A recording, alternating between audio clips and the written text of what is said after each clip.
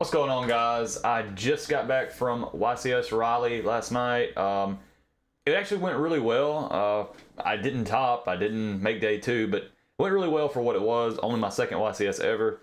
I learned a lot. The deck, it performed very well. I was playing Kashtira, so I want to give y'all a deck profile and show y'all kind of what I played, and just kind of tell you what I would change and if I would change anything. So we're going to start off, we're going to play 3 Unicorn, 3 Fenrir, and 3 Rise Heart. Sorry about that. Kind of junky. My mic's on the way. Then we're going to play 1 Scareclaw Kashtira, 1 Ogre. I feel like this is correct to play the Ogre, but there's other people out there who's had success without playing it. I just feel like you need as much engine as you can, and going back to some changes I would make. So 3 Race Off, of course. Also playing Terraforming. I don't have it right here though. 3 Birth, and then 2 Theosis. Looking back, I probably would have went with 3. There's times where you want to see 3 of this card because this plus this equals full combo. This plus this, everything full combo. And then Kashtira preparation. So that's it for the Kashtira and the prep. Somebody that I respect in the game told me, it really don't make sense to play the Ogre without a target for it. I mean, and you're right. I mean, it really doesn't.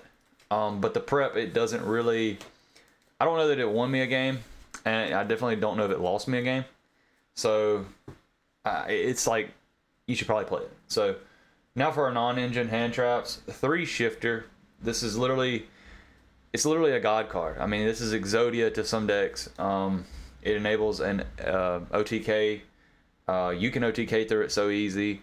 Your opponent just they just have to have tons of non-engine to not get OTK'd.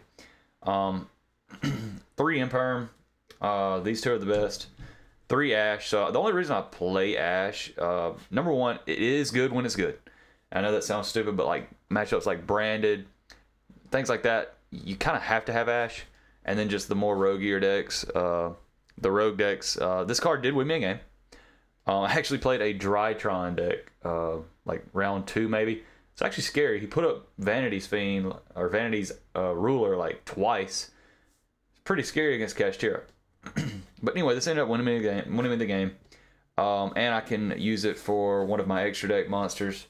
It's only rank 3 tuner that I play. Rank 3. Level 3 tuner or level 3 hand trap. So for our spells, we're going to play 1 Terraforming, 3 Pot of Prosperity. Pot of Prosperity is just mandatory in this deck. This card won me games. And you could probably say this card lost me games too, because sometimes you'll just draw 3 of them, or 2 of them, and that's kind of bad. But, you have to play the deck to the best of its ability. 3 Raigeki. This card, this is not my original idea. It's something I've picked up. There's a guy on here, Above Average TCG.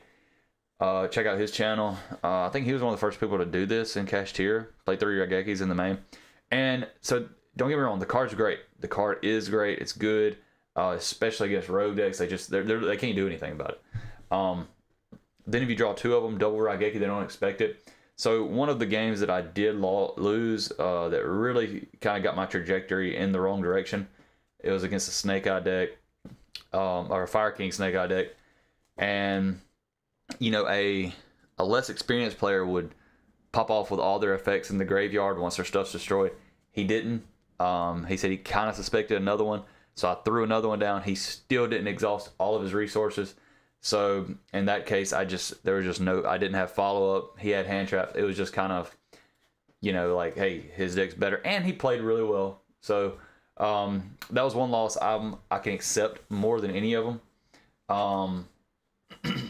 So I went 3-0. Let me talk about these. Talents. This card it's meh. I sided it out a lot, and I probably wouldn't play it going forward. I don't like it. It's not good unless you're interacted with, and a lot of people are playing around it, or they're gonna wait until it really doesn't matter anymore. To be honest, I can't remember if I did resolve this I don't think I resolved this one single time. Maybe once. Maybe once. I swear I cannot remember. So I would cut that. Probably max out on droplets. I got 2 droplets. This is another card. It was kind of hit or miss. It did what it needed to do when it could. It does conflict with Shifter, but it's a good card. But I would probably go back to, cutting these possibly. But I feel like you do need board breakers, and I think I over expected, if that's a word, like the Colossus. I really thought we'd see more Thunder Dragon Colossus. And I thought we'd see more rogue decks, but it turned out fire was still just everywhere. They were just doing the regular fire stuff. I didn't see the Omega loop, none of that. I mean, it's not against me. So these 4 slots could be something different, and I'll show you in the side deck kind of what I would probably change. But other than that, the deck, it did good. So actually I made it to table 1, round 3. I was feeling pretty good. I was really doing well. And it's me and this other guy, table 1, a lot of pressure, I guess. But surprisingly, I was a little bit more calm than I thought I would be. I know it don't mean much that early on, but at the end of the day, you're still at table 1 in an event with like 1,800 people. Turns out, game 1, I go first. He's able to break my board, and I didn't pick up on this. I knew he was playing Mind Control and Econ. I think that's what won him the game. That's like God cards against Kashtira, unfortunately, because you don't want to play in a nib, especially in this format. And even then, I mean, there was just no contingencies really that I had. I had the full, like the best Kashtira inboard really. I just ended on all the names, and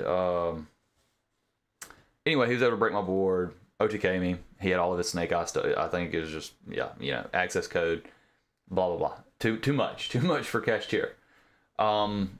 This deck, it's good more in the mid-rangey simplified game state, 1-for-1 trading. It's hard to lose in that situation. So go to game 2. Game 2, I have Shifter. I make him go first, and have Shifter. He just can't put up a good enough board. I had Shifter plus Imperm, I think, and then full combo on the crackback. We go to game 3. I side in all my going second stuff. Anything that I would need going second. Turns out he makes me go first. He's playing blind second, Snake Eye. And you could probably say, why didn't you pick up on that when you seen the Mind Control in game 1? Well, a lot of people were playing board breakers, so it didn't really just make me automatically assume they were going second. Just because you play board breakers don't mean you're going to go second. So, what do you do in that case? So anyways, my hand just really wasn't good enough. He was just able to, I think, OTK me on the next turn. And that kind of sucked. That one sucked just because, it's like maybe I should have just guessed that he had a going second build. But I feel like that game was winnable if with the right cards, just didn't draw him, specifically Shifter. So now for the extra deck. Chinging, I had to replace Baron. This card does not come up much, not now. It's just, you never feel good. You'd much rather have it basically does what Fenrir does, just a little bit better, and it gets bigger. So it's just like, I think I'd just rather have my Fenrir and not playing a nib or anything else. So 2 Link Spider, 1 Decode, 1 G Golem, Crystal Heart, 1 Apo, 1 SP. SP, I don't think it came up one time. Appaloosa, I don't think it came up one time. I didn't make any of these. I really didn't. I didn't make any of them. And the reason I didn't is because I didn't want to play in a nib. I think the one time that I played in a nib was against like Branded. And they don't really play hand traps, so I wasn't worried about it. And then the one time I played in a nib like against like a fire deck, they had it. And it actually ended up winning me the game. Ironically, I had Rivalry of the Warlord set. It was like post-siding, and we were both locked into rocks, and it just won me the game because he couldn't summon anything, and I ended up just leaving the giant nib token on the field, and it won me the game. But it was too late at that point. all my losses came to fire decks. So one was like the going second build, Fire Kings, and then one was I think like a pure version, and then the one that finally got me out was another, I think a pure version. The deck's just too powerful. The Snake Eye deck, it just has too much follow up. Even if you have a handful of hand traps and engine, there's times where you just can't do anything. Shang, Draco Sack, these are like mandatory cards in the deck. They're so good. This enables the Heat Soul line, and sometimes I may look back and be like, dang, should I have done the Heat Soul line to draw more cards? Maybe drew some non-engine sometimes, but I don't think it would have changed many of the games. Flare Metal, I think this did win me one game. It just put them on like, hey, you got 2 plays to win. Can you do it? Or 1 play. Zeus, I think this won me a game because of the Mountain Smasher. So I make a format Zeus. That's hard for anybody to beat. Big Eye, I don't think I went into this once, but it can come up. Typhon, I think this won me a game if I remember right. And then Dark Armed, I don't know if I made this once today or yesterday, whenever it was, day before, I can't remember. I drove so far. Now for the side deck, I think this is one where I would show because this is all going to change, and I'm going to tell y'all what deck I would probably start playing after this. So D Barrier, I just played one, and you're probably like, well, why just play one? I played 3 Floodgates that would be rough against Branded. Rivalry, because Branded was one of the matchups I was scared of. Not so much scared of, but this is just generally good. I just thought we'd see more Synchro, Fusion, stuff like that, and all these cards are really good against everything. I don't know that this one definitely won me a game, but the rest of them, I don't think so. 3 Judgment, I don't think I ever saw this card when I needed it. Cyclone, 3 of them. It's just a generally, hold on, it's in the light. 3 Cyclone, generally good card. Mandatory this format, I think. 2 Lightning Storm, 1 Duster. Yeah, I can't say any of these won me a game, but they probably definitely helped. And 3 Evenly, I'm pretty sure this did win me a game against Branded. Now it was only game 2, I think, so it wouldn't have, probably still could have won through that, but it was the only way I could out his whole board. So yeah, the side deck, I feel like the games I won were due to my deck building, and that felt really good knowing that. And the games I lost, it was not because I made bad plays or my opponent was just that much better. It was simply they were playing better decks, and sometimes it happens, and they were definitely playing better decks. I mean, Kashtira, it's a great anti-meta deck if you draw like Shifter and things like that. It changes the games completely. I can typically win anytime, but even without Shifter, there was games I won, and I'm pretty sure I did beat a couple fire matchups here and there. But the fire decks are just so strong. They're just, if you can't OTK them, they just have so much follow up, and they can OTK so easily. They have multiple ways into an OTK. If you rip their access code, they'll just use Zelantis. If you rip their Zelantis, they'll just use access code. So it just, even if you rip their whole extra deck, they can still just put up Garunix, Flameburge, and then you just have to deal with all that. And unfortunately, Kashtira just doesn't have the gas to deal with all of that usually. And it's just, that's why I will be changing decks for this format. I think Kashtira, after this YCS, I know one did make the top 32. I don't know what build they were playing. I haven't looked at it yet.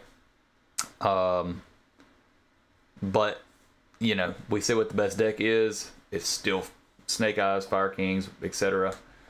And I think I'm going to switch to Voiceless. I know Voiceless didn't have much more representation in the top cut than Kashtira. But Voiceless overall is the much better deck. It's recursive. Has better follow-up. That's what I mean by recursive. So yeah, I think I'll be switching to voiceless, possibly Tempai. I do like going second decks. I like the challenge of breaking a board. But I'm gonna tell you, the Fire King's inboard, you know, uninterrupted, is pretty good, especially in the hands of a good pilot. It's gonna be hard to break that board. It's gonna be really hard, and to OTK. Now with Tenpai coming out, it might make that a little bit easier, but still, it's just a very tough task. So especially with decks that are playing, you know, 15, 16, 17, 18, non-engine, you know, it can really shut down your Kashtira plays. And luckily with voiceless, you know, it's a little more flexible. You got a little bit more one-card combos, I guess you could say. But ironically, the cash matchup is pretty good with voiceless, ironically. So I don't know, may pick it back up later on. But anyways, guys, thanks for watching, and be sure to like and subscribe.